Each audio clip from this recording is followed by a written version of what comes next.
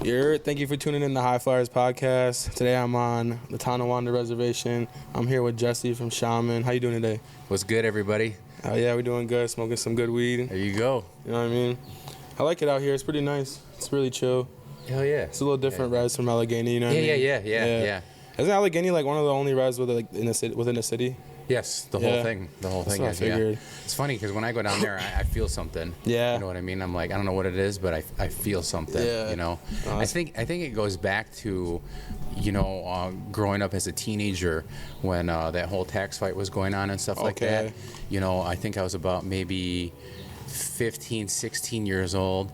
First of all, I was in summer school. Oh, so I was supposed to be going to summer school, but and that was only about a mile away, like from the school, crazy. right? It was crazy. But we went down there and we shut the thruway down, and then we went down there and I think we shut it was 86. 86. We shut 86 down. That was a crazy time. It was wild, you know. And so I always share that story with the kids because one.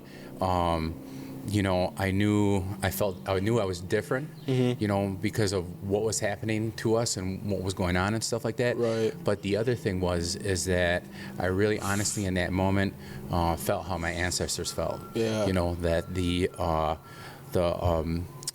all just everything against us, a continuation of everything against us. I feel that. You know, so Dennis, I don't even know where he is now. I think he's in Arizona, but Dennis Bowen was down there and he was talking about, the villages and really the historical element of everything down there. Yeah. You know, and we were told, it was very surreal because we were told where to run in the event that New York State law enforcement came in and really? Raided us because they were literally just off the res line and in SWAT gear and everything ready to go down, It was nuts. It was insane, bro. You could the tension, you could cut it in the air, and when I look back on those videos of people at Standing Rock, I knew exactly what they were going through and what was happening and stuff like that. Feeling their emotions. And stuff, having been on the front lines at the thruway and then down in Allegheny when all that happened. I mean the state police were fucked up. I mean they were like, I heard them going by and like grab them by their long hair, hair, and saying shit like that. That's not good. So how old were you during that time? I was 15, 16 years old. I had broken my arm skateboarding, so I had this big cast on my right hand. Oh, shit. And like I said, I was just going to summer school too, so I was right-handed, so I could barely write notes and shit and stuff in class. Yeah. But I posted up they had a German Shepherd that they brought down, so I was like, if they're gonna let it go, I'm gonna try to get it so at least it can just chew on my cast. Yeah. Because it was going crazy. But that whole thing was just intimidation. It was a scare tactic. Right. They were standing on the lines, they were hitting their clubs and all that shit. So I remember seeing pictures of that shit, man. Yeah, bro, it was crazy. So I mean, my dad was in there. I know he was a little bit older at the time. I want to say he was in his 20s. You know what I mean? I was only, I think I was in my mom's stomach when it happened. It was 96? Was it 96? Or 97? It was, so there was like a couple of them, was it like 92, 93, then a 96 or a 96, I think that one on 86 was like a 96 or 97. Something in there, yeah. Because I know my mom said I was either still, she was still pregnant with me, or I was like just a little guy. Yeah. And then she's like, yeah, your dad and all your uncles and everyone was out there. And I was like, oh, shit. Yeah, it was wild, man. It makes you like proud in a way, but then again, you're like, because you know what I mean? We stood up for ourselves and shit. You know what I mean? But like in a way, 100%. it's like, damn, dude, that shit really happened to us. Like, that's real life, you know what I mean? For real. So absolutely. So that's why I say, like, when I go down there, maybe that's that lingering remembrance of the things that we'd endured and we won over per se, Right. and then but there's just something about it. At least for me, you go down there and I think it's the mountains, because even when I go out west, it's like, it's crazy, man. There's something about those mountains. I know. You just feel like the energy, man. You're just like, man, it feels good to be here. Yeah. But then you can definitely tell with that stuff. Absolutely. So how's it been going lately with the summer traffic? You enjoying it and stuff? Staying busy? Yeah, absolutely. We moved to a new location in March 23rd or 24th. We moved from one location to another. It's honestly, it's been a little bit of a challenge to try to pull some new customers in and stuff. But, Right. everybody's kind of got their, demographic of customers and stuff like that. So in the next couple of days, we're going to be making some changes, at least around the property, to kind of like open things up and let people know as they get closer, like, oh, hey, there's a building there, or somebody's there, you know. So stuff like that, I think that would overall help in the long run. True. You know, draw some more people in and stuff like that. Yeah, and you guys started from scratch with that one, right? Yeah, we started. You know, we were the first here on the res to do it. You know, I have a good relationship with our chief, our bear chief. You know, so no, I'm yeah.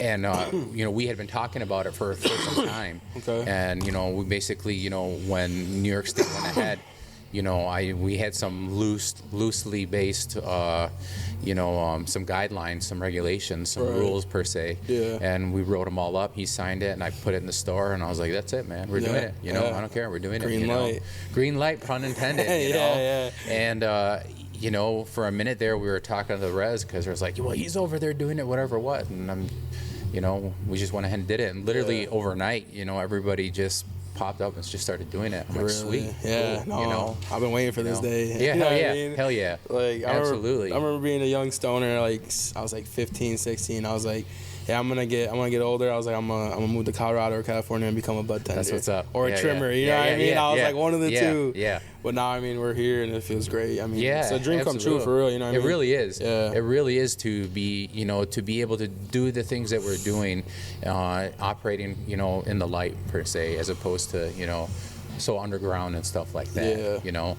One of the things I took away, because I'm a graduate of Oaksterdam University, I went there 2019. Nice. So I took all their like cultivation classes and all their other stuff. There was an element that was historical. There's an element of, you know, all the people that kind of basically stood on the front lines and took the bumps and the scrapes and the life sentences and the charges and everything, you know. Life sentences, man. It was crazy. It was crazy. You know, I went there in 2019 under the guise of like, you know, I'm gonna learn to grow weed. Yeah, you know? yeah. And I went there, and it was absolutely life changing for me.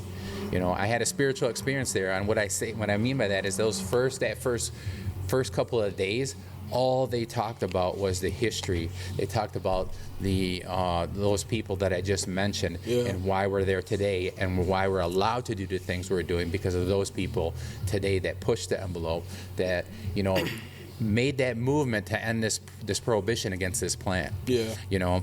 For sure. And so it was incredible. And one of the things I took away from that is that, you know, we're in the greatest civil rights era of our time. You know, and I'm like, well, what did he just say that? Did they just say that? What do they mean by that? Well, what they mean by that is basically what I just said, is ending the prohibition against this plant. Yeah. You know, I sound like a broken record player when I talk to other people, because I always say, you know, the things that they shared there was, you know, when you look at the history of the people on this planet, you know, we've used this plant medicinally, safely for thousands of years. Yep. And it's only been this last 80, 85 years that there's been this prohibition against this plant. Yeah. You know, and why? What does that boil down to at the end of the day? Money. You know, this is big pharma, really. You know, big pharma. You know, and I always say, you know, there's no profit in curing people. Right. You know, so you keep them in that, you know, that standardized script of privatized healthcare, that, you know, you get people just well enough to where they're, you know, dependent upon medicines. Yeah. You know, you keep them in that area, and you know, it's a profit for life, and it's a sad thing. Yeah. You know, and I think the thing that they're threatened by is that there's no profit in you, I, him, or anybody else growing that same garden and medicinally receiving the benefits of that. Yeah. You know, and that's why it's so you know, it's crazy, man. I mean, I remember I've been tapping into a lot lately with like more natural stuff, you know what I mean? Like, not just the weed, but everything, you know what I mean? Like, yes, bro. I've been like seeing a lot of stuff about like garlic and onions and like there's another one too, I'm forgetting. But just all that stuff helps with like sickness and like, you know what I mean, just your well-being. Yep. And I've been like really doing, like, I drink like apple cider vinegar now every morning. Yeah, and that stuff just works great. You gotta watch it. You mix it with a little bit like OJ or water, because it's so acidic. I do mix it with water. Yeah. It can really like take that enamel off your teeth and stuff like that. One of the things too that was another game changer for me, and I agree with you. You know, moving, you know, to that whole plant-based medicinal across the board. Yeah. Is when I watched that Netflix series on it was a Fantastic Fungi with Paul Stamets. Okay. And it blew my mind. Yeah. You know, not only the psilocybin side of it, but also the healthy aspect of all the mushrooms, true. turkey tail, reishi, lion's mane, cordyceps, chaga, all those things. And I'm on this. It's on hostdefense.com. It's a little plug for Paul Stamets, but it's called Stamets 7, and it's a little mushroom powder mix. Okay. And I put it in my drink, and I do that 2 or 3 times a day. And like you, the immunity defense in there. One of the things that I put my mom on there, with lion's mane, it has the ability to provide neurogenesis, which allows those, the brain synapses to rebuild and refire and repair themselves. Okay. So they're doing studies with like people who have Alzheimer's and dementia to kind of see if they can, deter that or even halt it. Yeah. So it was really, for me, a real eye opener. Yeah. I'm gonna have to check that. I don't know. It's probably not still on there, is it? It probably is, but check it out, man. I've watched it at least about 10 times, and even further from there. Yeah. Like any YouTube TED Talks and stuff like that. And Paul Stamets has been on Joe Rogan and all that stuff, so I've probably seen him on the Rogan podcast. Check him out because we have this cannabis movement, right? That's gaining momentum in all the states, everywhere. All these other states now are starting to, joining one by one. I mean, we still got work to do in Nebraska and especially Kansas. I was surprised to see that Texas even started implementing some type of medicinal program now. Really? Yeah, they just did that. Oh, sure. So there's that, but that's here right now. But it's coming down the pipeline for all these other states and stuff like that. But I really think and believe that mushrooms is really going to change the world. Yeah, I really do. It will. With that, the mycelium, you just got to watch it, man. It's insane. I 100% agree with that. And especially the people that are, out there microdosing and stuff and receiving incredible therapeutic benefits from it. Yeah. Life-changing benefits from it. For sure, bro. It's just why aren't we doing this before? I know. That's what I'm saying. I've seen mushrooms help a couple people firsthand. Even myself, you know what I mean? Like I got diagnosed with PTSD a couple years ago. And I take mushrooms every once in a while. You know what I mean? I take one good dose, and I'll probably be good for about 6 to 9 months. Before I start feeling a little, a little groggy and stuff. And it really helps. And like my grandmother too. I don't know. They're trying to figure out what's wrong with her right now. She's dealing with some health issues. Yeah. And what is it? They don't really know what's wrong. They thought it was Lyme's disease. They thought it was like cancer. They thought it was this. But she tested negative for all that stuff. And her speech started getting slurry. You know what I mean? I don't know we don't know what it is. She's been to countless doctors, and my mom started giving her low dose mushrooms, and now she can notice she's more just more there. You know what I mean? And she can talk when she don't slur her words when she's on them. It's crazy, dude. I love to see it. And it's definitely gonna change a lot of shit here really soon, I think. Oh yeah, absolutely. And that's why I say, man, I actually think, after we're done with this, man, I think I have an extra jar of the Stamets 7. I'll give it to you. Okay. But, I order them off of Amazon by by 5 or 6. And the same stories that we're sharing right now, anybody else that I come across or whatever, I'm just like, yo, you gotta try this. Just try it. I'll definitely try it. Try it and just let me know your own experience with it, whatever. Because that's what I really wholeheartedly believe in, the plant, both plants, cannabis and the mushies, man. And like you said, you don't even have to get the psychedelic ones. You can get the other ones, like the lion's mane. 100%. And my mom's doing those. She's doing the tinctures with them. Yes. Yeah. Yes, she's noticing the differences and stuff, and with a lot of stuff. You know what I mean? I know some of them help with blood pressure, right? Yes. Some of them are helps with stuff. Diabetes and shit. Yeah. Really common stuff you are in the native community too. You know what I mean? Honestly, and a couple months ago we had the stomach bug. I got the stomach bug, and I got up that morning, and when we get it, nobody wants to eat anything, whatever. I'm gonna try this out, So I made the Stamets 7 again, put in a little juice, I swigged it down, and half the day I was bounced right back. Oh, yeah, it was crazy. I mean, that's just my own experience. I feel that though. But it's powerful stuff, and when you watch that, I think you're gonna be like, this is crazy. Yeah, it's. Like I said, I watch it over and over again. Oh, you ever see that that other one, Hamilton's Pharmacopoeia? Yeah. He's kind of more on the psychedelic side, but more spiritual too. You know what I mean? Sure. Yeah, for sure. Yeah. I think it would be an experience to go out to the West or Midwest and do what the tribes out there do when they do the spiritual stuff. Yeah. What is it? What is it they use? They use the peyote button cactuses and stuff like that. I have the other one, the two that has an element of the psychedelic. I'm not sure what element it is, but it's the San Pedro cactuses. Okay. Yeah, you can buy them anywhere. Really? Yeah, literally anywhere. No shit. And they have psychedelic properties. That's crazy. Yeah, I got one growing. It's pretty big. They grow pretty big, but the the little the peyote buttons, I know they take a long time to mature. Okay. I do know that. And that's when they get probably the psychedelic factors. Yeah, they take it and they do something with it, whatever. right. But, no, some of that stuff looks crazy. I think it would be a good experience to try once. You know what I mean? Maybe try it out. Absolutely. You know, I mean, you get to a point in your life where there's so many questions and stuff where you're just like, I don't know what or where to go spiritually, mentally, mentally, emotionally, physically. You sometimes you get stuck in those little realms, and I think that's a perfect antidote for those situations like that. Right. So. No, I definitely want to try that out. I gotta take like a nice dose here because I've been like microdosing lately. Yeah, absolutely. But like I want to get like I want to take like an 8 or something. Yeah. Because it does have a lot of benefits. I think for me, like those days, those going on that cosmic journey are like long gone. I think to me the therapeutic benefit of where I'm at right now and how much I read, and not saying that you or anybody else doesn't, but where I'm at right now is the beneficial area of where I need to be is the microdosing and stuff like that. Yeah, you don't feel like you need to do anything more. Yeah. Okay. Well, that's good though. I'm happy to hear that you're in that space right now. Yeah. And you just, dude, by the way, dude, congrats on like your house journey, dude. You've been killing it. Thank you. You're fucking, dude, like. We met like what 2 years ago now? In Rochester, just about. Yeah, we did. Yes, that was crazy. Right. Yeah. It's been that long already. Well, I mean, we lost Pops during COVID, 2020, not from COVID, but he had cancer. Oh, sorry to hear. And thank you. He's no longer in pain. He's on his journey. Right. But as a family dynamic, when we all got together, he said to us, you guys got to take care of your health. Yeah. You really do.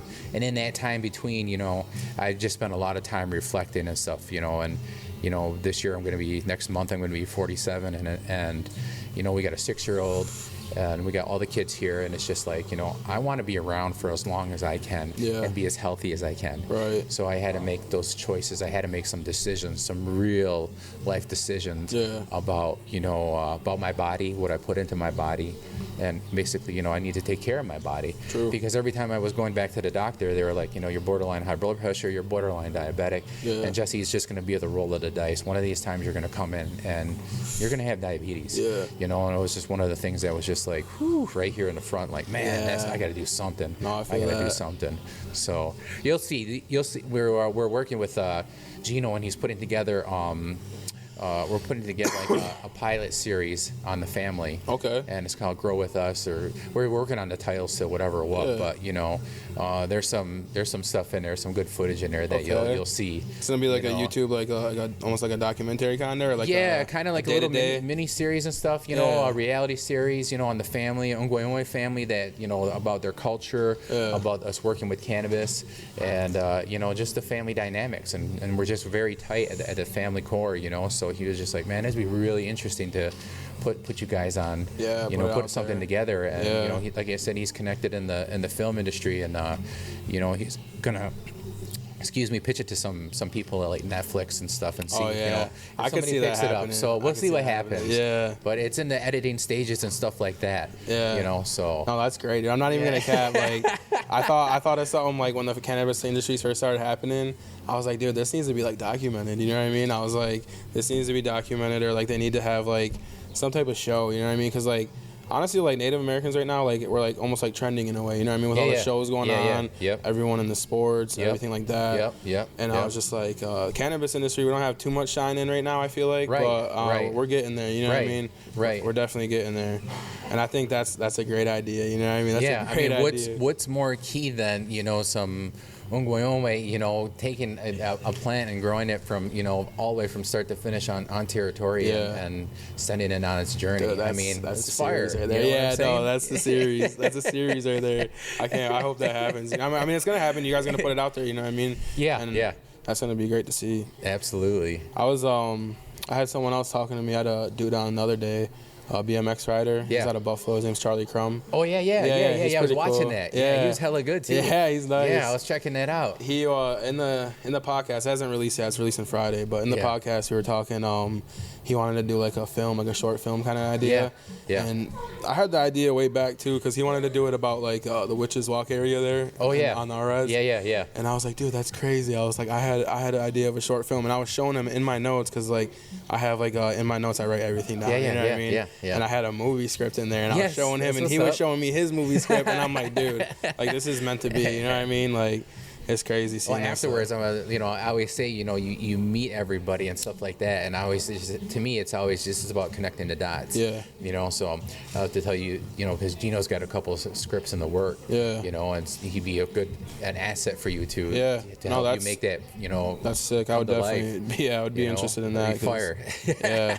And it's crazy, like how, like I don't know, all this shit just comes full circle. You know what I mean? Like, like back in the day, I don't know, I didn't even know what I wanted to do. Like I was at construction. You know what I mean? For sure. And that's what I did. I worked for that, but like in high school, I always had a dream of like I'm not like I wanted to make music videos. You know what I mean? And there was a couple local rappers, and I was like, let me make a music video for you. Yeah. But I just never invested into myself. Yep. So I didn't have the equipment to do it. I didn't have this or that. But now it's like, it's just coming around. And COVID is kind of what sparked it. You know what I mean? I was like, dude, I'm gonna do a podcast now. I get it. Because to go back to that story that I told in 2019, there was the gentleman that owns the facility. His name is Richard Lee. Yeah. And Richard Lee, you can Google him, whatever, Oaksterdam University, stuff like that. But he was like a roadie for all these musical acts, Aerosmith and all this stuff. And he had an accident. He was up on overhead and he fell. And he was paralyzed from the waist down now. Oh, man. So, he was part of Oaksterdam, running it or owning it or something like that. And while we were at class, they said that Richard used to speak to every class that came through, whether with the morning session, the afternoon session, night session. He would be there and he would come through and he would just, share some words of wisdom. Right. And but they said, he lives in Texas, Austin, Texas. And they're like, but we got a special prize a special guest for you today. Richard is here today, and he wants to talk to you. No shit. And we're like, what? What? And we moved, and he wheeled himself down the aisle, and he turned around, and he just spent an hour and a half of just fire activism. Where are you from? Where are you from? Where are you from? Oh, New York. Oh, you got to go back. Oh, you got to take this message, carry this message back, and changed everything. What's going on here? It was crazy. Just hit you with some knowledge. Yeah, bro. And in that moment, I was just like, that's it. Yeah. My chips are on the table. I'm all in on this. Wherever this takes me and how this is supposed to play out, whatever, I'm vested in this. Okay. I like that. And that's why we came back here and I shared all that experience with my family, my extended family, and then I was like, you know what? I'm gonna go back and I'm gonna take a handful of you with me, and I'm gonna do it again with you guys. Yeah. And so I took my daughter, my son, somebody from Tuscarora, my nieces and nephew, my son Cody. So there's about 6 or 7 of us, and we went back and we took the whole thing all over again. No shit. And that's how vested I was in this. And to me, it's just. It's very genuine. Like I said, the chips are all on the table, and we're very, very for this movement, this plant, and what it means. Yeah. I make this infused honey that's roughly 950 milligrams, 1,000 milligrams in the honey jar, and I infuse that. And I got a customer that comes up from Pennsylvania that buys 5 at a time. And he was like, you see this right here? He goes, I'm off of a whole bunch of medications because of this stuff. Oh, shit. And I'm like, that's what this is about. Yeah. That's always a great feeling. Working in the store, working on those front lines, and you get those people that are like that. You get the people that come in, they're like, I am done with taking any type of opioid. What can this plant do for me? What do you suggest? And we have that conversation, and they walk out with something, whether it be an edible or some heavy hitting indica, that would help them with with withdrawal or with pain, or if they have some type of autoimmune disease, fibromyalgia or something like that. But we're there to kind of, we are there to help them out. Right. So that's what I get passionate about. That's what I get excited about. Yeah. That's like, I feel that because you're really doing something. No, you're really helping out, and you're really helping those people. Again, and I'm not bashing, Big Pharma, but there's got to be a better way than that standardized script of this and this, take this and whatever, and And a lot of that stuff kind of messes with people's like mental health and like stuff like that too. Absolutely. Which is not good. Yeah. I've seen it firsthand. Yeah.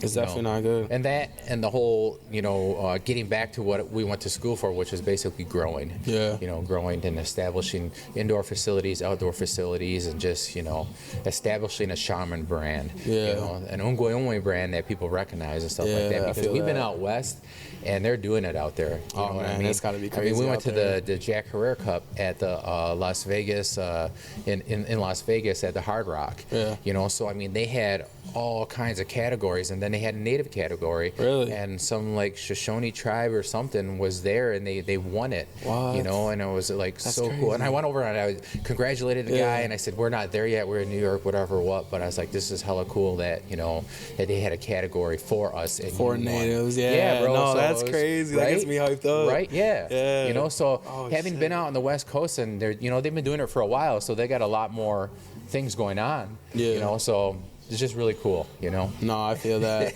It feels good, though. Like, I do get that good feeling, too, because I've been selling weed since I was 14. Yeah. I just turned 26 and stuff, and, like, I don't know. I've seen it. I've helped out, like, my grandpa, like, for instance, he used to be on, like, morphine and, like, some other crazy shit. Yep. And I was just, like, he was never, like, he knew I sold weed, but he didn't agree with it, you know what I mean? And, but he seen me stacking money, and he just seen me, like, hustling and, like, getting what I wanted, you know what I mean?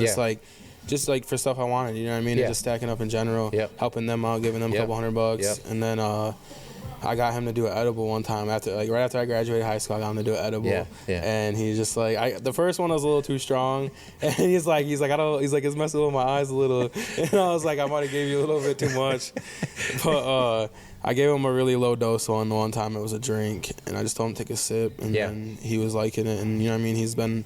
He doesn't take that as often, you know what I mean? He doesn't. He probably refills off that maybe every 6 months off of like a one pill bottle. You know what I mean? Like he does take it, but not as often. You know what I mean? And it's good. It's good to see that too. You know Absolutely. What I mean? And even people in the shop, I've helped like war vets out. You know what I mean? Just old people. And then I actually got offended the other day. My friend, you're gonna see this too. My friend, he's like. I forgot we were talking about work and stuff. He's like, oh yeah. He's like, but I got a real job. And I was like, what do you mean? I was like, you know what I mean? I was like, I got tight. I was like, I got a real job, dude. You know what I mean? I'm out here I'm a doctor. No, I'm not a doctor, but you know what I mean? Like, I'm out here doing something. You know what I mean? Yes. Yeah. Absolutely. But he knew. He's like, no. He's like, I didn't mean that. You know what I mean? It was. I don't know. I just got a little offended at first. For real. Well, what do you guys got planned up? Tell the people what you guys got going on in a couple of weeks with the boxing match and stuff. Yeah, so, last year when we did the events here on Tonawanda, Benny, we have a good working relationship with Benny. We've been with him for a minute and, helping each other, doing some stuff. And, we went that last one, I think it was the Plugs. He came out and he was just blown away. He was like, wow, we got to do something. This is, you guys really, really, I just keep taking it to another level every time. And he was like, we got to do like a camping thing or something, or a Butcher Fest was thrown out there, whatever, or what. And so we're like, let's do it, man. Let's make it happen, And that was at the end of the year. It was winding down. So here we are, brand new year, right at the beginning of the, the summer. And, it was brought up again. He was like, we should do something with my name, and let's do boxing. And we're like, well, let's do it, man. Let's make it happen. That's a game changer for real. So we got that coming up July 1st, the Butcher's boxing thing. We're going to have a variety of different weight classes. Brock Weaver's coming up. He's going to be fighting another Ungwe guy from, I think, like Milwaukee or somewhere with an M. Milwaukee or Madison or something like that. But they're going to be the main event. That's going to be insane. They're going to be tying it up. That's going to be boxing, or is it going to be on? Yeah, it's going to be boxing. So it'll be exhibition, but they're going to be out there and they're going to be slugging it away, man. Dude. Brock's a beast, bro. And, we roll with him in jiu-jitsu, and he was like, all right, we got to do this and this. And then we go out there, and I was like, bro, that was not 50%. That was like, choked me out in like, seconds. Let me at least feel like I'm doing something. Right. So, and he's a brown belt, but we have that July 1st. We're going to be announcing something here on July 22nd that we're going to be holding out here, and then we got the Plugs Meet Plugs 3, which is August 26th, also on a Saturday. Okay. So we got some good things lined up for that. So the Plugs Meet Plugs and the Butcher's Fest is separate, right? Yeah, totally separate. Okay. So that's going to be July 1st, which is going to be out Cattaraugus. That'll be Native Hype Mart is putting that on. That's my wife. wife's store, her dispensary and stuff like that. So shout out Native Hype Mart. Yeah, shout out Native Hype Mart. Yeah. So she'll be doing that. She's got a great area, property, big enough. It's going to be a huge venue. We're going to have a monster tent out there. The boxing ring will be under the tent, so we won't be subjective to the elements. True. So there'll be round tables out there. There'll be really good seating, and then there'll be all the vendors. You guys will all be set up on the outside and stuff like that, and we're gonna do it up like we always do it up. That's literally a game changer. So that's July 1st, and then the July 22nd, which that one's gonna be called. We're gonna drop it right here. It's gonna be called Rolling Clouds. Rolling Clouds. Yeah, I like so that. Gino came up with that. So it's gonna be Rolling Clouds. So we're gonna drop that on July 22nd. That's gonna be on a Saturday, and then the plugs, man, it's gonna be fire. So I'm not gonna say too much on the plugs because we got. I'm gonna say that there's gonna be some NBA basketball players there. Okay. And some other people, but that's all I'm giving you right now. Okay. Man. Okay. So y'all gonna have to stay tuned and just stay plugged in because we're close to bringing somebody huge here. Okay. So somebody very huge in the industry. So and that's somebody that everybody will be able to talk to and benefit from. Yeah. Like I said, and it's so much bigger than us. To do these things and to give a platform for everybody to connect the dots. And it just all it does is just keeps bringing all of us up.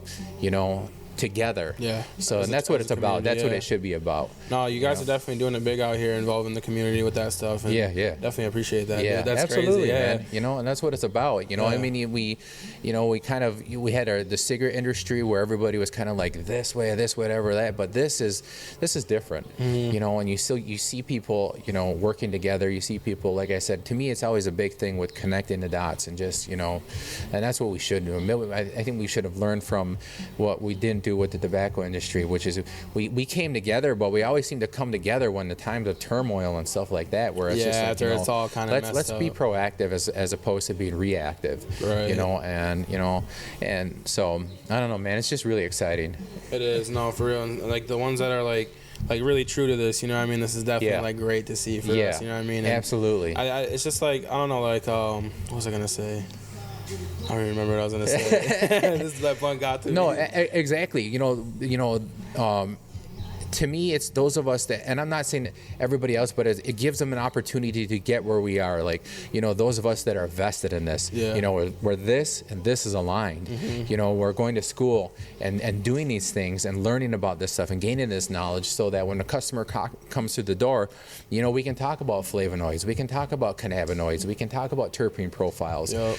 We can talk about those things. And, mm-hmm. We need to be talking about those things as, all my workers, and again, put them through the online at Oaksterdam. Okay. They have a bud tender course, and you can work at your own leisure. Really? Yeah, and you learn everything. At the end, you got to take a test to pass it, and then you get your certification. That's sick, dude. I'm gonna look into that. So yeah, check it out, bro. I think there's like CTU University, but having been to Oaksterdam, having been to the Bay Area, having been to that whole thing, the vibe, everything is just hella chill. The whole Berkeley area, all that stuff, man. It's just it's Cali, bro. You know what I mean? It's just Northern Cali, and there's just all kinds of crazy, just crazy good bud out there. Just they've been doing it for a long time. Yes. And they got it down. They know what they're doing. I almost think that in some places it's better than the Colorado vibe. And we even took a trip one year in our RV, and we went to Washington, we went to Oregon, we went to Colorado, we went to all those states to see how they were conducting themselves and what they were doing, and some of the nicest places, actually dispensaries that I've been into, was actually in Oregon, because they took that mom and pop coffee, craft brewery vibe, and they applied it to cannabis, and those shops were amazing, beautiful, and Oregon is beautiful.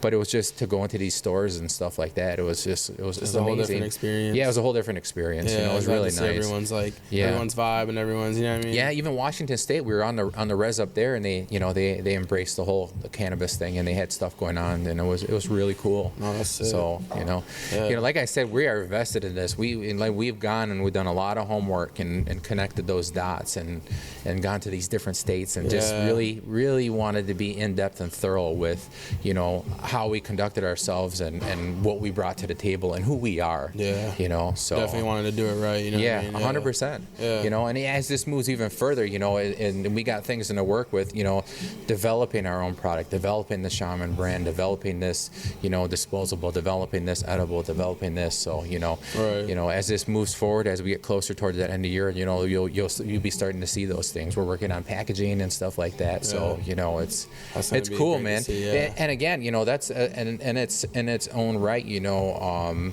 it's to me, it's a complete sovereign product because from start to finish, those things will be made on territory. And again, we'll be exercising our sovereignty, our native commerce, and working with you and everybody else to put everybody on and to carry that brand. You know, and we should be doing that. You know, we should be doing that. Everybody should be doing that. You know, so it's cool, man. I can't wait to see that when everyone really starts like connecting and, you know what I mean, locking in. We're just gonna take it to the next level. Absolutely, absolutely. I can't wait to see that. Wait, so where's Oaksterdam located? That's what it's called, Oaksterdam? Yes, Oaksterdam University. Well, they took a hard hit when COVID went down, so I don't know if there's a physical storefront anymore. Okay. But you know, I mean, if you go online, there's so much to search with them. They have such a huge history.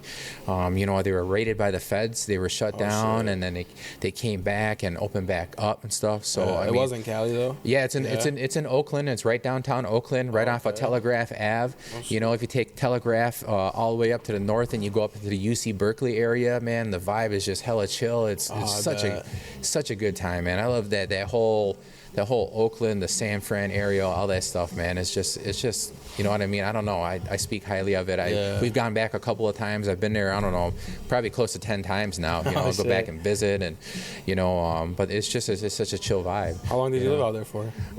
We were out there like a couple months, back and forth and stuff like that, because we had the ability to go back and forth and stuff like that. So, you know, why not? You know, definitely. And not being not stuck there, but you know, just to keep coming back and forth. We got the kids and everything like that and stuff. So, you know, just wanted to be.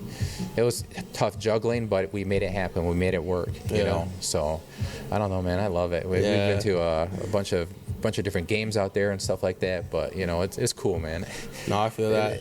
Something you definitely gotta check out. I haven't been to the West Coast yet, dude. Everyone keeps like, "Yo, you gotta go." You gotta go, bro. You gotta go. It's gonna be like, oh man, it's gonna be a dream. I'm not gonna want to come back. I know that. No, I will, but you know what I mean. Like, it's gonna be great. And who knows? You have your own experiences. Who knows what might open your doors or your eyes? Like, wow, this is where I want to be. This is my calling. You know, this is what, you know, because we've like I said, we went to Washington State up to the almost furthest northwest Pacific corner we could go, almost like the Quileute Res up there, and then took the 101 south all the way down into Oregon, northern Cali, like the Redwood Forest and stuff like that. Eureka, Crescent City, all that shit, and then went further south all the way down into to San Francisco. You know, and that we would stop at one spot and be like, this is so crazy. We would take pictures and we're like, I don't think that nothing can beat that spot. We'd go down the road and find a spot better than that spot, and it was like that like 10 different times. You know, just like, it's crazy. Yeah.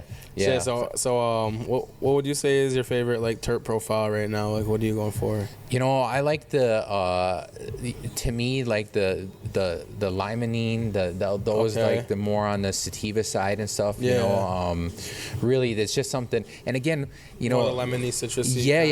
The citrusy side stuff, the more sativa hybrid type things, whatever. If we're going to use those terms, you know, because in Oaksterdam we called them cultivars, plant cultivars. It was one of the things that they were really trying to drive into us, because that term, you know, sativa hybrid indica is a made up term. You know, and by a technical sense, you know, everything that's out there is a hybrid. You know, because they've been crossed over onto each other so many times and stuff like that. Unless like our instructor said, you know, you find that old like Mendo County hippie that's been locked in, that's working with us, like an original landrace strain that's like hasn't touched it and it's pure and whatever what. And we had this instructor, his name is we had this instructor, his name is Leonard, and he had his full beard and was just like, you know, he's been around a long time, and he knew there were some people that were doing that, you know. Man. So, but you know, to go back to that, one of the basic things that they taught us at Oaksterdam too, it was just that, you know, trust your nose. you know, it's a very primitive, but, you know, if you smell something and your nose is going to tell you, like, okay, I like this, then you're generally going to have a good experience with it. True. But, you know, like, you know, you might smell something and I might smell something. I'm like, man, this is foul. Yeah. But you're vibing it, you know what I mean? And to you, your body's telling you that, you know, you're going to have a good experience, where I'm just like, I better not do this. You know, I better not smoke this. I better not, you know what I mean? It's not going to be favorable. Yeah. You know, so I've always really, after I heard that, learned to trust that and kind of go with my nose. I feel that. You know, so. I've been leaning towards like sativa more too lately. Like, I don't know. I just, because I was on like a heavy indica, you know what I mean? Like, but like, I don't know. I just like, the daytime, you know what I mean? You want a good sativa. Right. Yeah. Right. And you know, and to me too, sometimes, you know, I mean, I don't know about you, but I get into way too much, like, if I get too much sativa, way too thinking, like, anxiety, you know, like, and stuff. I do get that. Yeah, that's why I kind of try to find a good sativa hybrid. Yeah. You know what I mean? A little bit of indica in there. Absolutely. Best of both worlds, you know? I've been aiming towards, like, for terps, I've been aiming, like, more like the Z terps, like this one I was showing you from Eddie's. Yeah. I've been liking these kind of like terp profile, or like you ever had like Oreos? Yeah, like a good Oreos profile. Man, I'm a sucker for GMO. I was gonna say that's like one of my favorites too right now. That GMO. Just that earthy vibe. I just funk, you know, exactly. Yeah. You know, I'm just. I think I got 2 ounces off the grower of the for personal GMO recently. Yeah. Oh, man. Yeah. The effects are insane too. Something about that is just really, you know, always has never steered me wrong. Yeah. You know, the GMO type. It's very thing, euphoric. You know? Yeah. The effects from so it. a huge fan of that. Yeah. You know, so. The GMO is crazy, man. I know. What was I smoking before that? Like, you ever smoke so much of a strain that you don't really like it no more? Yeah. What one was that for you? So we early on we had this. It was like a orange Julius or an orange juice or something like that. You know, and I was like, man, this is incredible. You know, but smoking the shit out of it. And we just got it back in, but I was like, you know what? Nah, I'm not gonna go there again. Yeah, you know? I'm not gonna go there again. But like you know, a lot of that stuff that's coming in, you know, is a lot of that lineage of the gelatos, you know, somewhere in that line of that gelato runts. You know, everything just seems to be coming from that area that has that really sweet nose to it and stuff, and candy type thing, you know, and it's all just a variation of some degree, you know, in that some type of lineage in there, you know. Yeah, I feel that. If there was one old strain you could bring back, you know what I mean, like one of the originals, what would you think it would be? Boy, I don't even know if they'll grow, but I got like some Panama Reds seeds, you know. Yeah, very old school, you know. And I got it from somebody that was actually an older dude, you know, and he gave me some Panama Red seeds, and I was like, I've been telling everybody, like, you gotta grow. And man, I don't know if it's even gonna. I've had them for a couple years now. Right? Yeah. Oh yeah, a couple. Yeah, you gotta. I don't know about that. How long they last and stuff. You know yeah. Well, again, at school they taught us that, you know, in the right conditions, man, they'll last for a long time. You know, they're in a state of inanimation, and once we introduce the water to it, we start the whole process. Yeah. You know, so who knows, man, how long that will, you know. Yeah, I don't know. Shit. So I was let's rewind a little bit. How was like the come up? You know what I mean? Like, what age did you realize like you're like, okay, I want to start, like, you know what I mean? I want to start stacking this money up. You know what I mean? Like, you know, it's been a long journey, man. Yeah. And, you know, like I said, I think one, really watching people get healthy or, you know, receive some type of medicinal benefit from this, you know, and really just had me vested in this, you know. And I know that, you know, that saying, you know, follow your heart and your head, you know, and there's nothing wrong with, you know, that dream of, you know, being able to be self-sufficient and sustaining yourself at all, you know. But, you know, do those things and the money will come eventually. Oh yeah, for sure. Yeah. You know. So, you know, just watching those YouTube clips on, like, you know, like Los Sueños, those farms where they're just ginormous out west and stuff like that, you know, and to go back into my own experience with, you know, watching our father have cancer and stuff like that, and he was using RSO for a while. RSO, yeah, great stuff. And watching him, you know, be free of pain, watching him laugh, you know, for a minute there, sometimes he would be like, you know, more than elevated. Yeah, yeah. As a result of the RSO. Yeah, true. But in those times, in those hour or two, we had our dad back. Mm-hmm. He was smiling, he was laughing, he was joking around with us. He wasn't in pain. Yeah. He was eating food. And I was just like, man, this is something else. Miracle drug, not drug, but miracle. And having those experiences and stuff like that. Because early on, like the same thing like you, selling here and there and stuff like that, and having so many trials and tribulations of, having these amazing seeds and these plants and growing, and then I'd put them back over here because the tracks behind the house at one time were wide open, and I would, not knowing, being a dumbass and putting them up there, and people are riding 4-wheelers through and riding. And it would. I had so many times I've had my shit stolen and stuff like that, but yeah, for real. I think for all of us, it's just been that lifelong journey of having this relationship with this plant, whatever dynamic that may be, but to be able to do it now freely and openly, it's literally a dream come true. Yeah, absolutely. Yeah. Can't stop saying that, dude, for real. Yeah, to be where we're at now. Like I said, it's something to be able to operate in the daylight as opposed to, doing shit in the shadows and stuff like that, and running around and doing that. And, I watch him, and, he's blowing on the best gas. I'm like, you don't even know what, what we were smoking on or what was available to us when I was a teenager, and here you are, blowing on exotics and stuff. And I'm like, you don't even know. Yeah. No, I feel that 100%, dude. I mean even I'm not too up there in age, but you know what I mean. Like I've been there to where we were getting like mid-grade bags of it's $40. You get a big ass bag of mids. Yeah. Roll it up in like a big ass White Owl or Philly. You know what I mean? Yeah. I went through that shit too. You know what I mean? And now it's like, I remember like all the old heads back then. They're like, yeah, them young kids got the good smoke, because we would always find we had a plug back then. You know what I mean? For sure.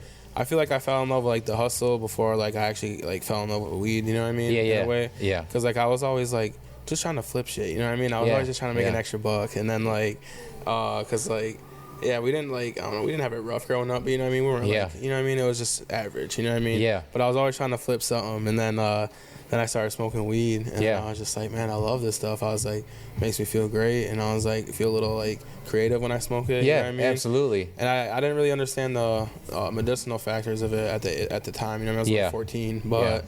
I knew I kept wanting to smoke, and if I could smoke for free, that'd be great. Right. Got the first ounce, you know what I mean? Started selling, and it was just a wrap. To me too, it's especially in comparison to, using this plant or drinking alcohol. Yeah. You know what I mean? There's just a night and day difference. You have your wits about you. You can carry on a conversation. You have intelligent thought, everything like that. Where, you give me some whiskey in me, man, I'm fighting my shadow. Right. In no time, then it's it's who knows what's going to happen with that. And it was just, and there's that whole element in history behind that of with our people and stuff like that, and how significant it decimated us, and it was just so in comparison to that, it's just it's to have this now in today's age where we're at, and for people to use this and even use less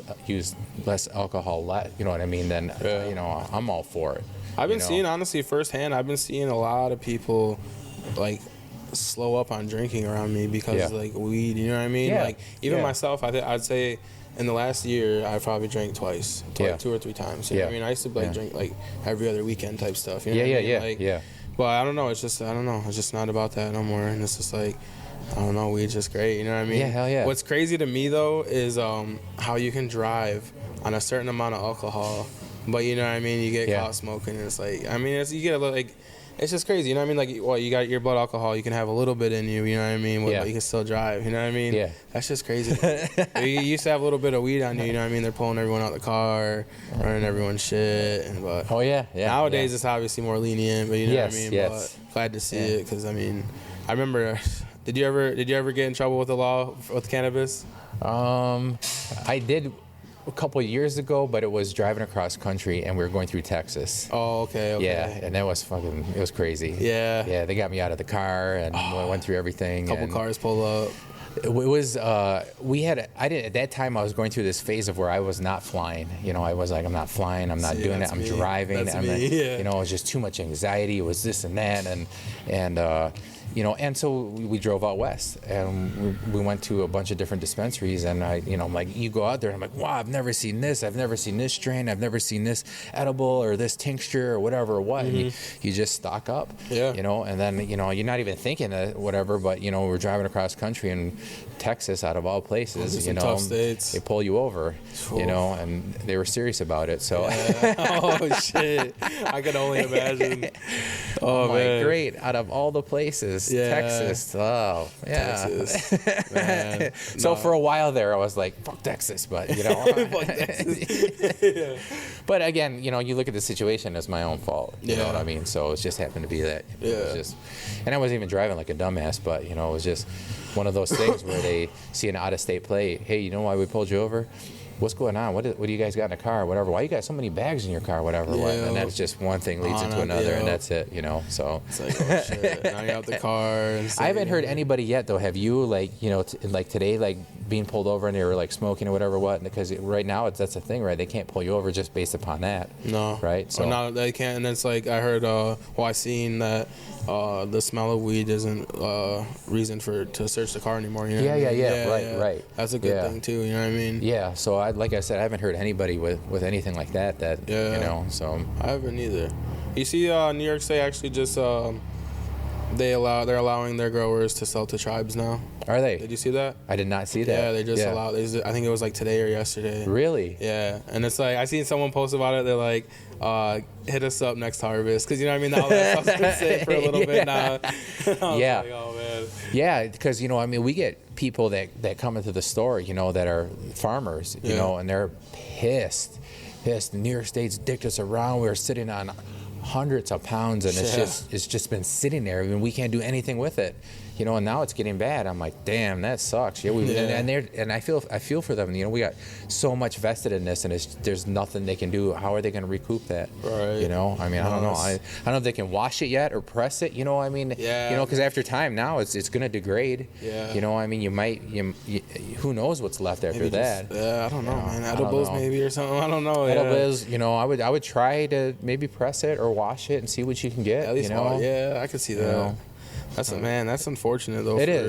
It is, but that's what, you know, I mean, I think they got a little ahead of themselves, and, you know, really didn't have those proper procedures in place to really mobilize on that, you know, and they were kind of stuck, and then they were probably watching us to see how we conducted ourselves, because, you know, they're always watching us. Oh, yeah. You know, so to see what we're doing, how we're doing, sending people in, checking us out, seeing who, because they've gone through and checked everybody out. They said, yeah. So I seen that, and I swear there was a couple of times I'm like, I think that guy was a cop, or I think he was someone, you know what I mean? I was like, just asking questions and just like, I don't know, there's just a couple people, and there's been one time where I actually asked the guy, I'm like, are you a cop? And he just said no, and I'm just like, all right. I'm just asking. I was like, you know what I mean? Yeah, bro. In the beginning, I had this dude come in, and he was just like, it was different. I'm like, I don't know, man.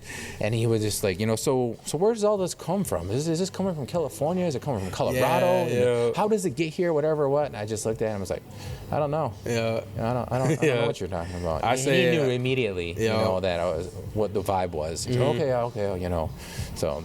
Yeah, no, that's how they were there too. I was like, I forgot what I said. I was like, oh no, my mom had called him out because he's like, there was two older guys there, and then he's like, the guy's like, yeah, where do you guys grow this stuff? And we're like, yeah, everything's cultivated on Seneca land. And then he's like, we're hitting something. He wasn't really buying nothing, you know what I mean? Yeah. And like everyone was like, I had a blunt going, they had joints going. Yeah. And then they're like, the one old guy passed it to him. He's like, oh no, I don't smoke. Like I think he just slipped out, you know what I mean? Yeah. He's like, well, what the fuck are you doing here then? Yeah. And then he's like, oh, and then like he didn't know what to say, you know what I mean? He just like kind of laughed, and I was like, I think we got one. But I think I could see like most of it's probably just like more of like a public safety, you know what I mean? Yes. Yeah. Because I know like some people get them black market carts or like yes. Even edibles, you know what I mean? Yes. I've heard bad like edible horror stories. Oh yeah. I've heard one guy, he got one of those. It was a chocolate bar, and it was a mushroom chocolate bar, I think, or like something like that, or maybe it was a THC one, but they found small traces of something in there. You know what I mean? Like something that wasn't supposed to be in there. Yeah. And I was just like, man, that's not good for the industry. You know what I mean? Not at all. Hopefully we can weed that stuff out. And that's why I agree too that at a certain extent there needs to be a certain amount of regulation. For sure. You know, straight across the board. Yeah. You know, and that should be that should come within our own territory. Yeah. And have our own bureau, our own management. Yeah. You know, department that's overseeing those things like that to make sure we're doing due diligence on our end too, to make sure that, you know, people are getting the proper, cleanest meds possible. I feel that. You know? I definitely agree with that. Yeah. Because you know what I mean, you don't want people just getting like junk cards. You know what I mean, I've seen one of my buddy's friends. He was smoking fake cards for a while. Yeah. And he didn't know they were fake. You know what I mean? But he ended up burning a hole in his lung. Damn. And now he can't smoke at all. Wow. He can't smoke anything at all. All he can do is edibles. That's and I'm just wild. Like, man, yeah, it's like, you know what I mean, stuff like that, man. Like, I couldn't imagine not smoking again. You know what I mean? Yeah. Like just like medicinal purposes. You know what I mean? Sure. Like, I don't know. Remember early on there was that whole vitamin E acetate, you know, that they were sticking in. They call it the car epidemic. Yeah, you know what I mean? that was crazy. A real People thing. were fucking dying from that shit. And stuff. I mean, that was them exotic cards. It was terrible. There was a couple of them out there, man. Even on, you know, I'm excited. Even on our end, we just finished our first round of indoor stuff. Yeah. That's drying and now curing. Okay. So I mean, you know, again, there's just another example of, you know, taking it to the next level. And the next couple, you know, curing it properly. You know, it'll be out soon, and you know, Shaman will have something. You know, we can say, you know, start to finish, man. This is, you know, this is us. This is who we are. Yeah. You know, so we got close to 100 outside that we're working on for this year. And, you know, I think the idea behind it is to take the majority of that and wash it and press it and have a really solid line of hash. Yeah. You know? Oh, that would be great. Cold water hash. So, you know. That's that next level shit you're talking about, dude. You know what I mean? That'd be great to see. And like, we're working towards that ourselves. You know what I mean? The growing part. You know what I mean? We're just we're working with outdoor right now. We got an indoor thing kind of in the works. You know what I mean? Yeah. We got some of the equipment. We're gonna get more. And because we do have a grower on our that works with us, you know what I mean? Yep. And then we, other than that, we're just buying local stuff. Really. For sure. Yeah. For sure. Yep. But I can't wait to tap into that fucking indoor grown stuff. You know what I mean? Man, anything we can do to help you guys out along the way. You know, any knowledge, any information, hit us up. Whatever. You know, that's what we're here for. You know, I appreciate that. That's something I wanted to do out of the store too. Is have that little section of the store where there was, you know, we just had some basic grow stuff and people that are coming in, you know, whether it be lights or some type of organic or nutrients or whatever, that, you know, do this, do that, whatever, or what, you know. No, I even wanted to get to a point where we had like a class, you know, and I wasn't even going to charge for it. I was like, you know, let's do a free class and let's just do a basic growers 101 class. Sign me up. And get everybody growing. You know what I mean? No, everybody, everybody here, you know. We would change the game, you know what I mean? Like, because in my opinion, from everything I've tried on the East Coast, from Maine to Michigan to here, honestly, the stuff from New York is hitting really hard. Yeah. You know what I mean? Really that Michigan, really close to Michigan caliber. You know what I mean? Yes. Michigan's got some gas out there. I've had some good stuff from out there. Yeah. But the New York stuff, man, is just coming hard. Yeah. And it's every cut is just getting better and better, dude. I was like, we're gonna be competing with the West Coast here soon, man. Yes. Absolutely. You see the Olympics and stuff? No. You didn't see that? No. 420, we went down to New York City. Okay. Yeah, and there was the Olympics there. Oh shit! Was that at Washington? That was they had a smoke sesh there. They did. Yeah. Okay. They had the thing every day because I think 420 was on a Thursday. I think, right? Yes, that's right. Yes, it is. Yes. So they had events from Monday all the way to Sunday, and we got there on Tuesday, and then my friend had a dinner with this a growers dinner type shit. Yeah. He was there. They had exclusive dinners. They had exclusive events. Nice. And you had to follow the Instagram and be like, oh, the tickets just dropped. You got to go to someone's bio, buy the tickets, and then you know what I mean, they're limited tickets, so you're in. You know what I mean? But they had we went to the Zushi release party. The Zushi had a release party with the original Z guys. And man, they were dropping seeds there. They were dropping hash. They were dropping weed. It was in merch. It was insane there. Yeah. And it was a really crazy vibe. And I got to watch all the growers from the East Coast kind of compete there. You know what I mean? Yeah. They had the judges' boxes go out and stuff, but they had people like big people like, you know, the Gorilla Nems guy. Okay. He's like, fuck your life, you know that guy? Yeah. He was there. He was like, they had big names like Jadakiss. They had Styles P. Yes, you know what I mean? Big names there. Yep. And it was like just exclusive parties, but it was a growers cup. That's what it really was. Yeah. And man, some of the freaking trees they were growing there just looked insane. Yeah. And it really inspired me though. Like, you know what I mean? Like I was like, man, I want to be in this shit. You know what I mean? Yeah. Right. Like I was there getting content of everything. I made a little video and stuff. And but like the one guy, he was his name was Main Trees. Okay. He grew this stuff called Blue Lobster. Yeah. And oh man, it looked fucking great. Wow. Like I was like, man, that was yes. you know what I mean? I'd love to see obviously like one other native person up there. You know what I mean? Yeah. Like, you got to get into those competitions. Exactly. Yeah. Getting into that whole area of genetics. Yeah. You know, and then finding absolutely, man, that's right where I'm at too. For you know? real. And that's something that I think to us is, you know, even yet another element of the puzzle further on down the road where we get into that genetics game. Yeah. And now we have, you know, whatever, something in really indigenous to the area that like, man, you see over on that reservoir, whatever, that's where it started. And, you know, something along those lines. Yeah. How cool would that be? That would be insane, insane, like, man. pheno hunting for those things from us. Yeah. You know? And you already got some people, you know what I mean, West Coast personalities coming out here and checking it out. Oh, yeah, you know what I mean? They're super hype about that because they see what's going on here. You know, they know what's up. Yeah. You know, so they're trying to, you know, what's gone maybe a little bit of stagnant or kind of died down on that in their area. They're looking over here to come over here and do that same thing and set up, you know. So I can see that happening, you know what I mean? Yeah. And I mean, I've seen Burner. I mean, he stayed right at Seneca Allegheny Casino. Did you see that? No, I didn't. Yeah, Burner. Really. It was like, it was during the wintertime. Yeah. But he stayed out at the Allegheny Casino and he posted it on. He posted it, I think, the day he left, but he posted a picture of there and he was in the room and you can see the hills in the background. I was like, dude, he's at our casino. I was like, no way. Yeah. I was like, Burner's at our casino? I was like, what is he doing here? I was like, someone had to invite him out. I was like, I was thinking, there's only two people that can make that happen on my res. I was like, either Goodleaf or like someone else. I don't even know. But apparently he was out there for a Zippo thing.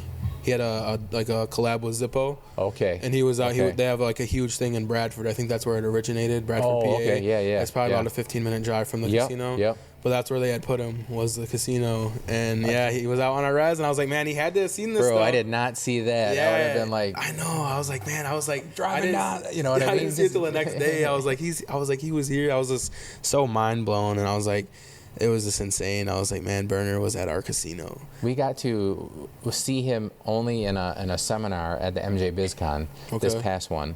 And he was in the whatever. It was the biggest area that had the most. They could get the most people in. Was that in Vegas? Yeah, that was in Las Vegas. So even even for that, I suggest going there and checking it out because the MJ BizCon is to like us like the mecca of the cannabis industry.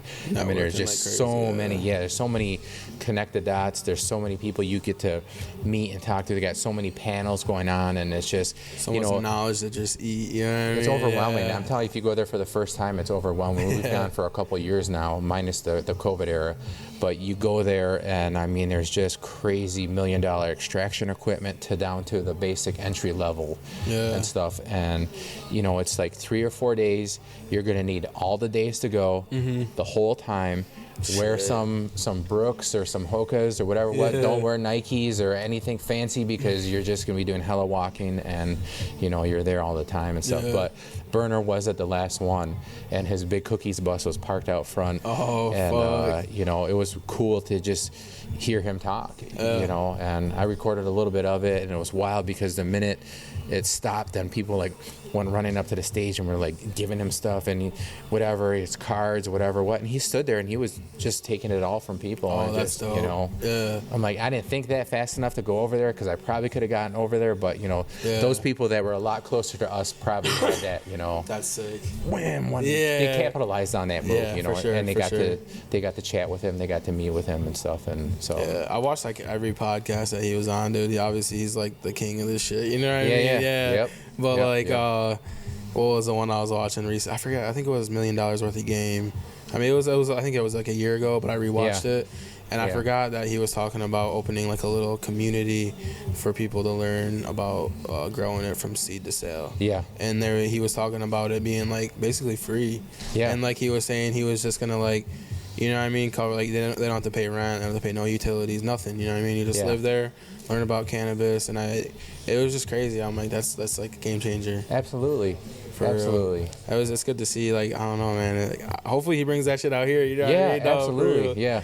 Yeah, I've even gone as far as, you know, on his IG account, I wrote him this big long thing, but, you know, he nobody responded or whatever. I'm sure he's got some type of like social media PR manager or something that, you know, saw it, whatever or what, but, you you know. I'll be doing that shit too. I'll be shooting my shot. You gotta shoot your shot, you know. You gotta do it, you know, you gotta try.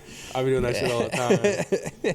Because you never know. Yeah. You know, you just never know when that odd time they might read it or see it or whatever and be like, yeah, we'll pull up or whatever. Right. Okay, who are you or whatever, and then that door opens. Yeah. You know, so, you know, I wish I kicked myself to, you know, that we didn't have that opportunity to do that. But now that, and again, that was a whole learning experience for us too. Yeah. You know, somebody of that caliber there speaking, I should have got there a little more earlier. I should have got a little closer, you know, and really jumped in, because when they understand that unique competitive advantage, you know, teaming up with, you know, Going Away and stuff, and what we bring to the table, I mean, to me, that's a no-brainer. Yeah. You know, why not? Seriously. Why not? You know. Yeah. So and next time I'll be better prepared. Yeah. I'll be ready. You know. But we're going in November again to the BizCon. I'm gonna look into that. Yeah, check it out, man. You can even walk with us. You should come. You should really come and definitely and really, you know, check it out, because you're gonna be like, whoa. And you can do the podcast right from there. Really? Yeah. No there's little areas where you can rent it out. Yeah. And then there's all kinds of people set up, and they're doing their thing during the day. Yeah. Oh shit. Yeah. You got to do it, man. Because I mean, what more for you to, you know, you've been a bigger platform. Here we are at MJ BizCon, and you know, crazy. Everybody's walking around, and you know, Tyson's there, all kinds of stuff. Yeah. I met Fidel just walking around in New York City. You know yeah. I just seen him. He just got off the elevator, and I was walking to the other end of this, the place up there, and I just seen him and my cousin. Like I wasn't looking around, you know what I mean? I just wasn't aware of my surroundings, and usually I am, but I was freaking smacked up there. And my cousin's like, yo, Fidel just walked by us, and I'm like, no, he didn't. So I like look over there, and he's like, let's go get a pic.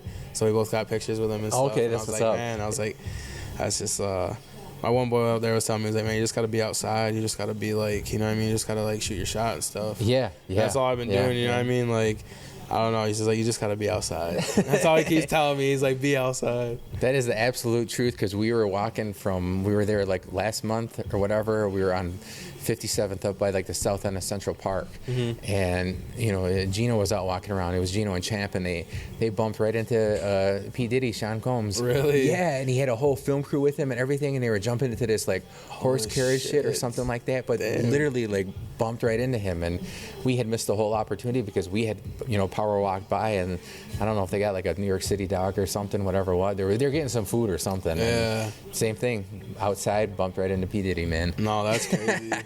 I gotta do that. No, for real. Well, yeah, New York City is definitely about. I'm gonna go back there, and then we'll definitely get those big personalities out here. You know what I mean? From the West Coast. Have you seen any like of the lounges out in Salamanca area yet? No, I have not. No? I heard everybody's doing it and stuff. You know, I mean, and they should be. We should be. You know the guys from Good Leaf, like Jay John and them. No, I don't. That's is that like more like a little chain, the Good Leaf one? Good because Leaf. Isn't there one in Akwesasne or something like that? No, they're in Irving, and then Irving and Salamanca. Because the one in the beginning, I was talking to Roger Jock up there. And he was, you know, up north, and he was by his sign, and it was like Good Leaf Dispensary. Oh, okay, maybe. So that's where I've seen it before. So that's why I ask. I don't think they're connected. No, because he's a Jock. You said. Okay. Yeah. He's a John. So yeah, I don't think it's the same one. But he's got a really good one. And actually, let me shout out our sponsors, Fireside Lounge in Salamanca. They're set up now. We were watching the NBA Finals there. It was a great time. It was a really good time there. They got like tables set up. They got flat screens. They got a gaming station. They got a weed bar. Nice. Yeah, and they got all the utensils. They got freaking Puffcos. They got like anything you could use there. Yeah. And it's only like $10 or $15 just to get in and hang out. Okay. And they got like luxury couches. Yes. stop in July 2nd. If you guys are interested, there's an event down there July 2nd. July 2nd. Yeah, it's called. I think it's called Weed the People. Okay. Yeah, something like that. Or I forget what it's called, but it's in there something. But okay, we'll have to pull up then. Yeah, Goodleaf's hosting an event there at the lounge, and it's gonna be 2 to 8, July 2nd. Come down, and then it's less than a quarter mile away from the casino, and they're hosting the fireworks there, and you'll be able to see it from there. Yeah. It's gonna be a great time. Nice. And then shout out to my other sponsor, Scoop Doob. He's now got a shop on the Irving Res, the Doobie Depot, I believe. Yeah, check that out. Check out the joint in Salamanca, and then High End Healing in Irving. Shout out to all our people, and our new one. We got a new one. Canaraga. Shout out to Alto at Canaragas. He's a new sponsor. He signed up. Shout out to you guys. Tap in with them. It's great. You know what I mean? I love it out here. Absolutely, man. We started getting like advertising sponsors and stuff, you know what I mean? Like I'm gonna have to jump on that. We got like we do advertisements, and then it's just kind of like money to like you know what I mean, fund, like, you know what I mean, like I got us our laptop. Absolutely. Like, you know what I mean, stuff like that. Yeah. It's pretty cool, you know what I mean, just me thinking of ways we can do this with it, because you know what I mean, because like we're not making no money off this, you know what I mean? Yeah.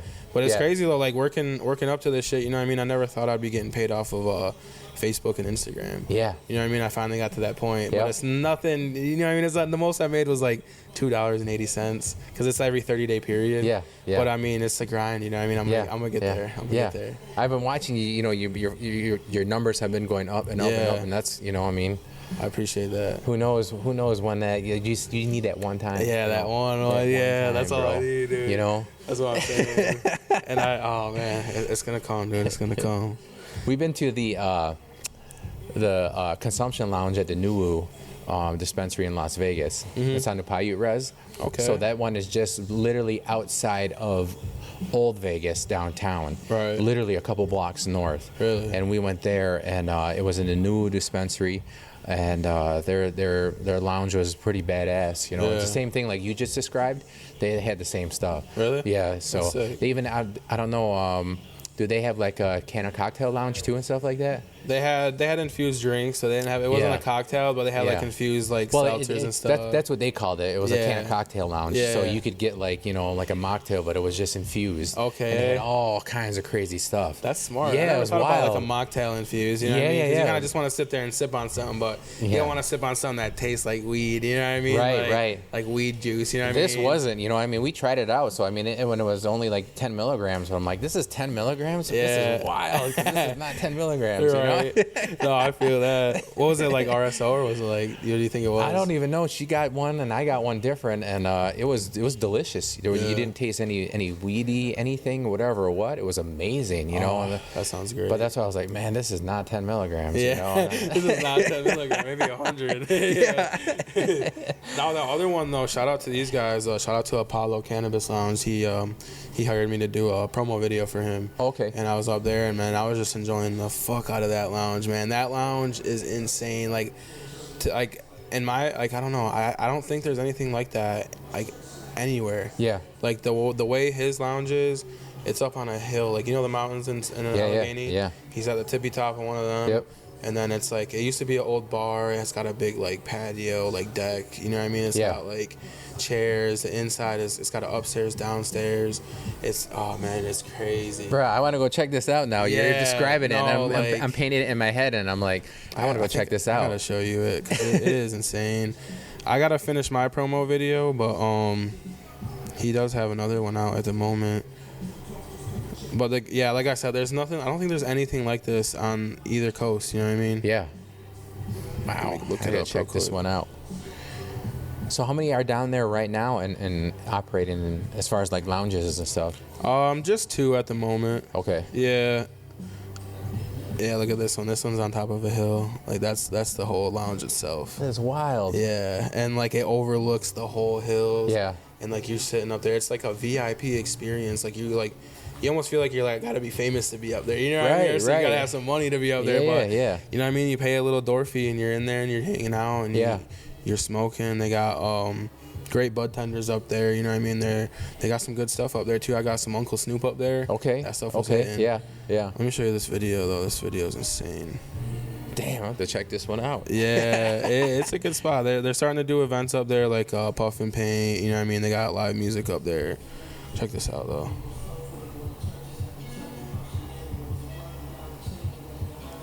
What? Yeah, it's like on top of the hills. The inside is like stone and wood. It's like it's just being on a hill doing that wild. shit. It's crazy. Watch, you'll be able to see the shit, you got music up there too? Yeah. People dancing. They got food trucks up there. I could see like someone from the West Coast pulling up to this. Yes. Yes. They're gonna see this and be like, "We need to go there." Somebody really needs to hold it. Look at look at the hills in the background. Bro, that's wild. Super. You could have a super like a VIP crazy event, yeah. You know? Oh yeah, look, there's another. Oh wait. Oh, that's just selling makeup, but yeah, you get the idea, man. It's you crazy really network with that one. You know what I mean?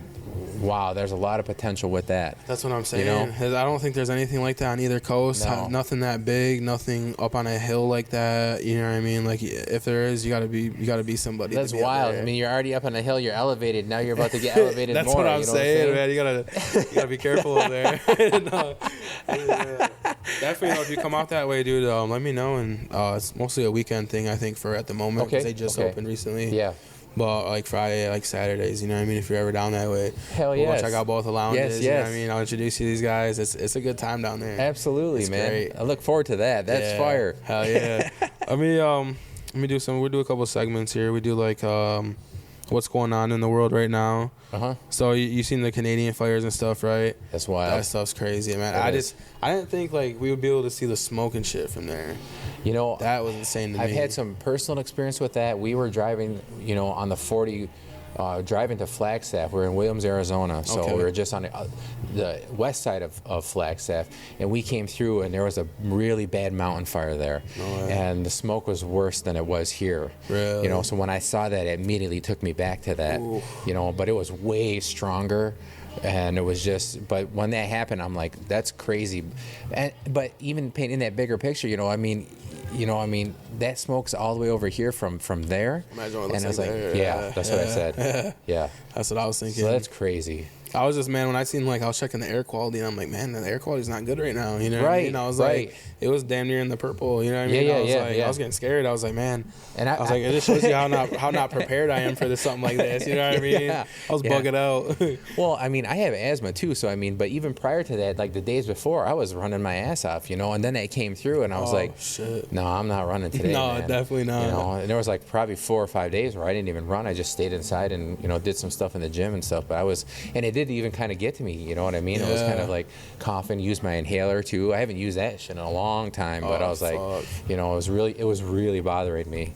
But that was crazy. No, it was. I mean, I started to notice it too. Like I smoked once that day, and I was like, man, I'm not breathing like as good as I should be. Yes, you know what I mean? yes. I was like, it just feels a little tight. You know what I mean? Exactly. And like, man, it was just weirding me out for sure. Hell yeah. Especially the way I think. I got like a lot of anxiety sometimes, dude. Like that shit would get to me. So we'll go to the next topic. You see, Trump got arrested again. The whole thing is crazy. That dude is just, you know, I think it's just at this point wishful thinking. You know, along his campaign and his own personal mind to think that he can even, you know, run for that position again and still be able to hold something like that. You know, so. I don't know. It's a crazy situation. I mean, he's like in like federal custody now. I mean, you know, it was arraigned and all that whole shit, and it just seems like, you know, the whole repercussions of his ignorance, his platform, and all that stuff has just, you know, continued to add up, and now he's in the position of where he's at now because of those choices he made, and you know, so. I don't know. I don't really get political, like too political into that stuff. You know what I mean? Because I just kind of like focus on what's going on around me. You know what I mean? Yeah. But it's a crazy I don't either. But you know, and even all those presidents, I say Hunter Tagayas. You know what I mean? Because that's all they are. Yeah. You know, and for him, I mean, a guy that ignorant and stuff like that, and to watch the people rally around on that level of ignorance is crazy. Yeah. You know. The stuff that's happening as a direct result of somebody in that position that's able to speak at that level and influence people that way. Yeah, that's crazy. It was a crazy time when he was president. You know what I mean? Like all the Proud Boys coming out and all that shit. 100%. It was like it was like basically like undercover Ku Klux Klan, in my opinion. You know what I mean? Like some of them, you know what I mean? Maybe not all of them, but some of them are like, it was a pretty scary time. You know what I mean? And I don't know, I mean, how you felt, whatever, but I think that whole demographic of people to me was synonymous to you know, blatant racism. Yeah. You know, yeah. I mean, that's what it meant to me. I mean, show me one of those people that carried on an intelligent conversation about what he had accomplished or what he did for the nation. I can see that. You know, for their nation at least. You know what I mean? And it was like, to me, that's what it was synonymous with. So I mean, I'm just hope to see that he doesn't get back into that position. Yeah. You know, but I do watch it from time to time, but not. You know, to some crazy extent. Where some people are freaking dedicated to that shit, man. CNN, Fox News, CNN, Fox News, you know, doing that type of crazy shit, you know? I see on TikTok, man, I just be scrolling on there sometimes, and I seen the one, you know how they have the lives and shit now? Yeah. There was like 2 people on a live. This one, a girl had like a Trump thing in the background. This guy had like a Biden thing in the background, and LeBron James next to Biden. I'm like, what's going on here? You know what I mean? I was like, they were just, I don't know, man. TikTok's a weird place. Like, it can get so weird. You know what I mean? Like, it's crazy. What do you tend to watch on there? Honestly, I unless somebody shows me something, I watch. But you know, I do not have a TikTok account or nothing, and it's just, you know what I mean. I feel that. I kind of like, I don't know. Sometimes I don't like going on there. You know what I mean? It's just I don't, and people are like, hey, look at this, and I'm like, that's crazy, you know. But it's wild, you know. I mean, it's just to see how notoriety that platform has gotten, and the people that are doing their things. I understand that it's another wave of that social media push and stuff like that, but you know, it's crazy. Yeah, there's a whole community on there now with like a native TikToks and stuff. Oh, okay. I mean? Yeah, I post like a lot of stuff to there, and I mean I get decent views from just like hashtag Native Talk. You know what I mean? Hashtag Native American, and you'll see like the numbers on there. See, now that'd be something I'd be more interested in. I didn't know that something like that existed. But knowing that, I'd be like, I would check that out. Yeah, you know, I would spend time with that because it's cool. I mean, you see other natives doing like what I'm doing, or you know what I mean. See other natives like in the sports stuff or like cooking, all that stuff. It's cool to see. And like the powwow people too, man, they're crazy. They go powwow to powwow, you know what I mean, across the country, man. That'd be cool to do, you know what I mean? Like, absolutely. That's a grind though, you know what I mean? Some of the people be setting up and cooking and all that shit. Well, that's funny you say that because like one of Ruby's dreams is to, you know, take the RV and take the kettle corn and just go on the powwow trail and just set up and just slaying kettle corn the whole time. Slaying kettle corn, I'm like, man, that's wild. I don't know if I want to do that, but you know, we should try it at least one time. You know, before. I don't know. We'll see what happens. But no, the whole powwow road. I haven't shot that down. I think it's a good idea, but maybe next year or one of these years we just take off and do it, and at least hit like a couple powwows and just see what's up. You know, that'd be great to do. Go on tour. You know. Go on tour. Right. Res tour. You know what I mean? That'd be great. I'd be down with that. You know. We do another segment too. It's called This or That. I only have a couple written down, but we'll do you know what I mean, this question or this choice or that choice. You know what I mean? Okay. So we'll start with this easy one: fruit punch or lemonade? Fruit punch. Fruit punch. Same. Would you gonna go to the beach or you gonna choose like a cabin in the forest type shit? Gotta be by the water. Gotta be yeah. All right. East Coast sour or West Coast Kush?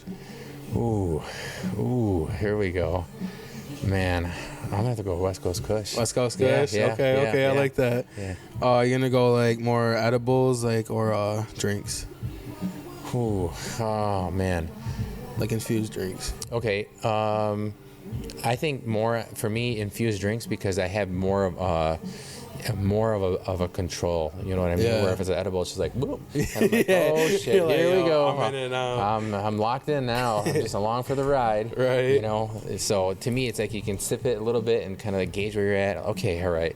You know, so you can stay relatively safe, at least in my experience. Yeah. So I would say the edible drink, infused drink. NFL season or NBA season? Oh man, I'm gonna have to go with NFL. NFL. Yeah. I'm really watching. Last year was really cool. I mean, Yeah, I paid more attention to that. I mean, we're really good friends with Dion Dawkins of the Bills. That's sweet. So, you know, we watched him. We were in the first game. We were in his family suite. So we were with Mama Dawkins and Papa Dawkins, and West Side Gun was in there, and Benny was in there. You know what I mean? And we were just, it was such a good time. You know, the whole vibe. We were just chilling with him at the Allentown Art Fest. We went to Vice afterwards, and we ate and we hung out with Dion. So I wanted to check that out. The Art Fest. It was a good time. Man. It was a good time. There was another art festival going on somewhere. I forgot what it was, but I like to check out some of them events in the city. You know what I mean? I like that. And that one was really good. I mean, it's Allentown Art Fest, so I mean, there was just so much, you know, down on the, I don't know, the streets down there, whatever, but the whole Delaware was all vendors on both sides, all the way down. It was fun. Shit. It was a good time, man. Oh, I can't wait. I gotta check that out. What was another one I was gonna ask you? What was it? I think no. It wasn't about. All right, yeah. What's your? Were you into cartoons and stuff back then? Just the ones that had been around a while. I mean, Simpsons. You know, I mean, they've been there forever. It's what, 30-something years. Yeah. You know. No, do you see all the freaking conspiracies that come with that, dude? Like, isn't it wild? Predict stuff. You know what I mean? Yeah. I was like, all right, it's happened a couple of times. I'm like, it's not a big deal. But now it's like, year after year, I'm like, what the hell is going on here? You know what I mean? But even something more current. I mean, you know, in spite of what happened with the director, the creator of that, but I was, you know, still watch Rick and Morty. Oh, Rick and Morty. Yeah. I haven't really watched that one. You got into that big time with all the series and stuff like that. Yeah. Huge Rick and Morty fan, but I know the director or whatever, one of them did some weird, goofy, stupid shit, and I think I've seen something about that. Got fired from the thing, whatever or what. But I still watch it. You know? So what are some things we can see from Shaman coming in the near future? You know, just a continuation on of, you know, what I mentioned, and you know, brand recognition, brand building. You know, I'm not so much sure as far as like how much more of the events, you know, we're going to be doing, but you know, helping out, you know, both, you know, Ruby Store, you know, Native Hype Mart, and you know, Shaman, just helping each other, piggybacking off of each other's, you know, moves and stuff like that. And like I said, we're especially with the stuff that we have in the works, you know, with like again, you know, developing a product from start to finish that's completely sovereign, right? You know, and being able to go out there and you know, exercise our commerce, native commerce, our sovereignty, and you know, getting our products out there, you know. So that's what I envision for Shaman. I know her too, but you know, especially in the growing area, like I said, getting back to the growing area, extraction, cold water hash, all those things, you know, A to Z, you know, Shaman this, Shaman that, you know. Yeah. Merchandising, you know what I mean? Yeah, I feel that. If you could give any advice to like a young entrepreneur, what would you give him or her? I would say, you know, like that experience that I had in Oaksterdam, you know, just make sure that you're in it for the right reasons, and you know, like I said, that head and the heart is aligned. And once you have that, man, you know, I think that no matter what you do, no matter where you go, you know, that you'll have that nonstop hustle, that nonstop grind, that splinter in your mind, like, you know, it's there. I'm going to do this no matter what. Live it, breathe it, eat it, sleep it. Oh, get me hyped. You know what I mean? Yeah. And you know, it will happen. You know, it will happen. But you know, you want to be successful, but you also want to be successful with fulfillment, because being successful without fulfillment is a failure. You know what I mean? So you want that fulfillment in there with that, because you know, I mean, you're all those elements are there for that nurturing aspect of a continuation to have fruition with your plant. You know what I mean? Whatever that's what you're working with. You know, there's going to be those times where you're going to have difficulty, but that tree you have to prune, you have to feel a little bit of pain, you have to do that cutback, you have to whatever, because that next cycle of growth, personal, spiritual, mental, all that growth, you know, you're just going to continue to get that much bigger, greater, and better, and the fruits of your labor are going to be that much more. You know what I'm saying? Yeah, no, I feel that 100%. So that's where I'm at. That's what I could say, you know, and to just, you know, immerse yourself in all that. Watch watch the things that are coming on the pipeline. Watch what people are doing on the West Coast. Watch what people are doing on the East Coast. Watch this new, method of extraction or genetics or whatever but just, keep it fresh, stay in it.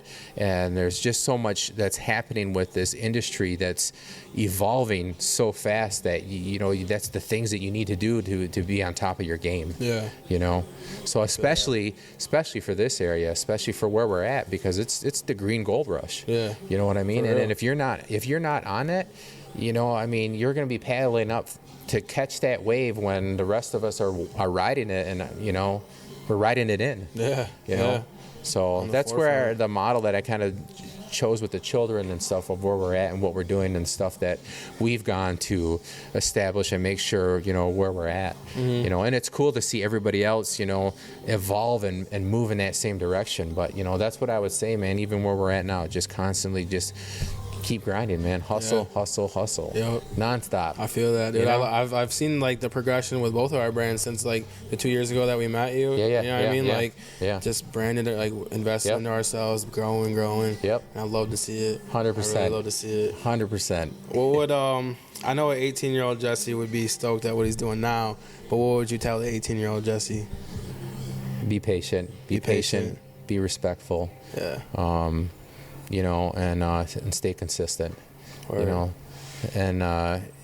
and be honest about whatever it is that you're doing, and be pure to yourself, and you will go further than you can ever even imagine you thought you could go. That's what I would say. Yeah. Don't be greedy. Watch out for the people, help the people, those type of things. Yeah. And you'll be rewarded in ways far wealthier than what you can even imagine. Yeah. You know what I mean? I feel that.